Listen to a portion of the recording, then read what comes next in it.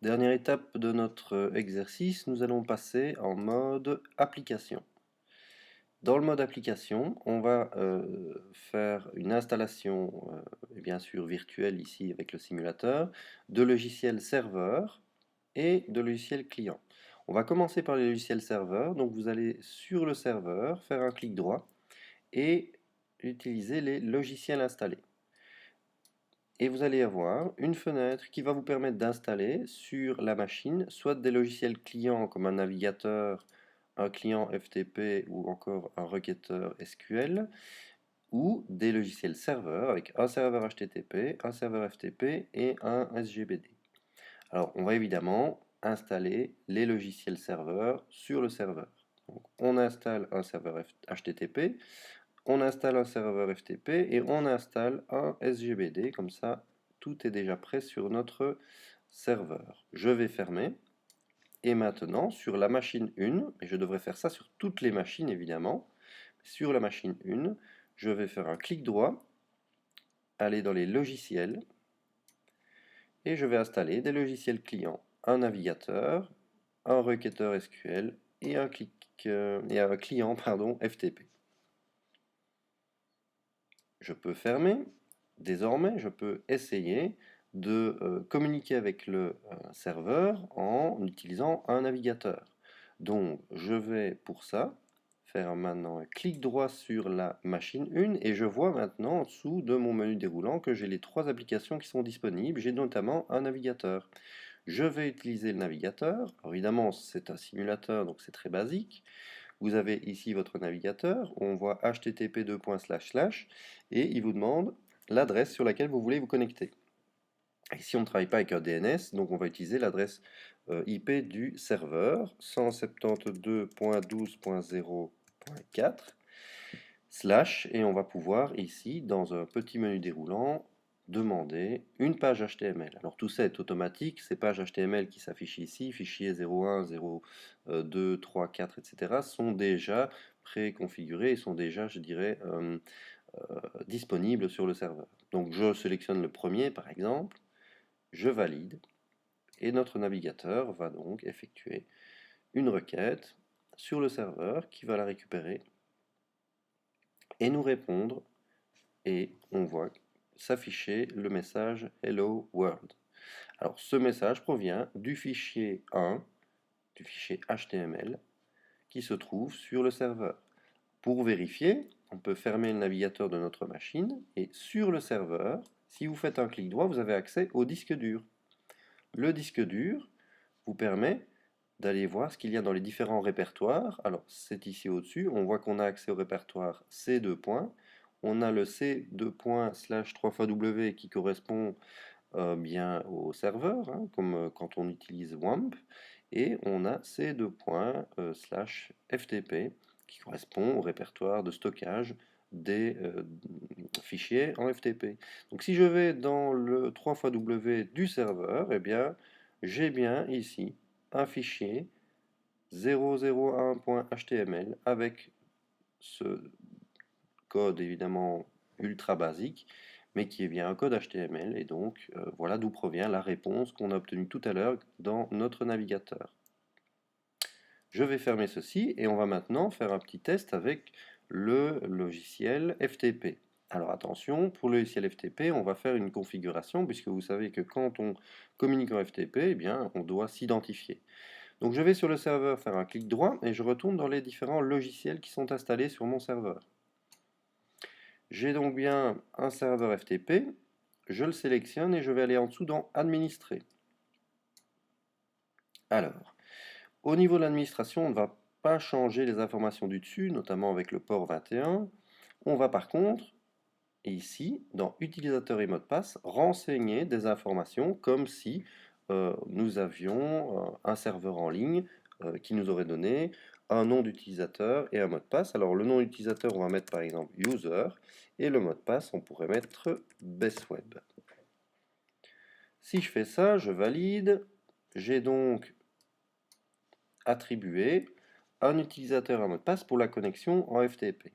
Alors attention, vérifions avant d'aller nous connecter en FTP que sur le serveur, clic droit, sur le disque dur, dans le répertoire du FTP, c'est-à-dire le répertoire c2./ftp, il y a bien un fichier que je pourrais me procurer sur ma machine de mon entreprise. Et pour le moment, eh bien, il n'y a pas de fichier qui est stocké sur le serveur. Donc je vais en créer un nouveau fichier.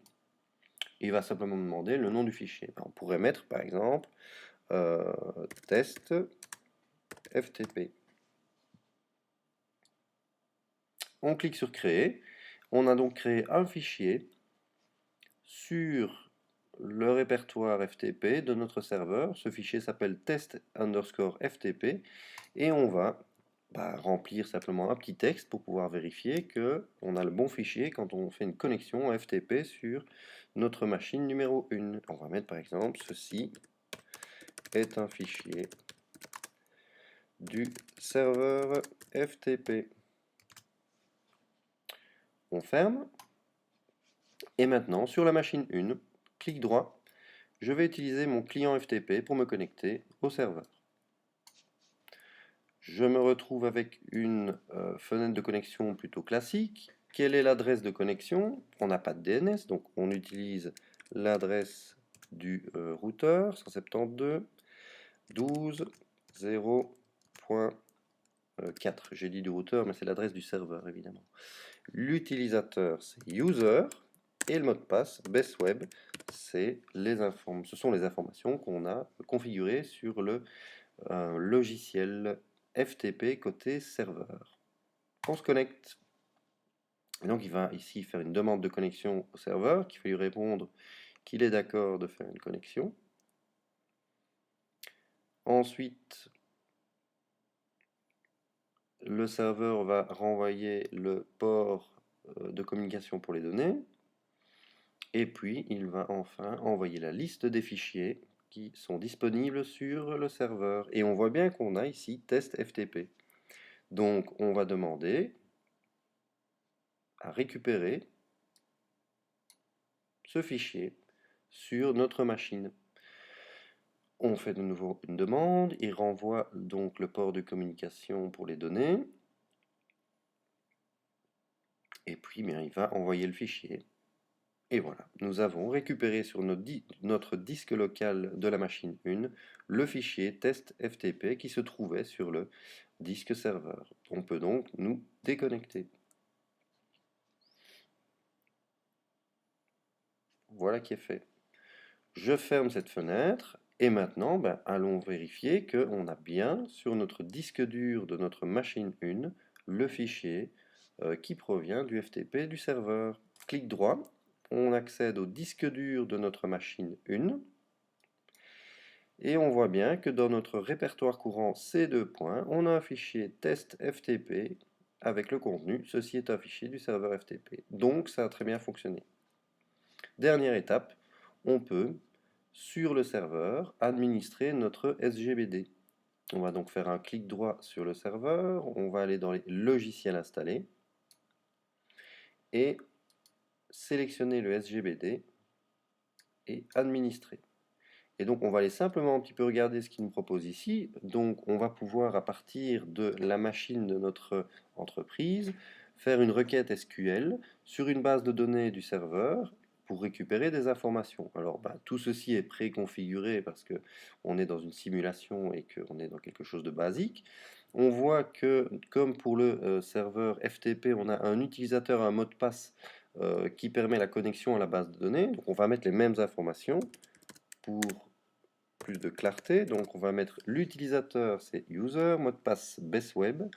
Et puis on voit en dessous la structure avec une table qui nous propose product, qui possède deux champs, une clé primaire et un champ désignation. Dans ce champ désignation, on voit qu'il y a un pré-encodage avec trois éléments, une chaise, une table, une armoire. Ok, j'ai bien renseigné un utilisateur et un mot de passe pour la connexion au SGBD. Je retourne sur la machine 1, je fais un clic droit et je vais utiliser mon logiciel requêteur SQL. Alors voilà comment ça se présente. De nouveau, on a besoin de se connecter au serveur. 172.12.0.4. L'utilisateur et le mot de passe, eh bien, ce sont les informations de connexion qu'on est allé manuellement encoder dans l'administration du SGBD. Donc c'est bien user et le mot de passe bestweb. Et on va se connecter à la base de données du serveur. Alors, il demande une connexion. Et voilà, c'est fait. Donc maintenant, on voit d'ailleurs qu'il a mis connexion effectuée. Et sur la droite, on peut faire une requête SQL. Alors on va faire évidemment quelque chose de très simple. On ne fait pas ce qu'on veut, on n'a pas de liberté ici. On peut faire une requête SQL de comptage. Et donc on peut compter le nombre d'objets qui proviennent de la table, par exemple, product. Si je fais ça, je lui demande de me donner le nombre d'éléments qui proviennent de la table product. On envoie la requête SQL et il va nous répondre et nous dire voilà, il y a 3 éléments dans la table des produits, donc dans la table produit.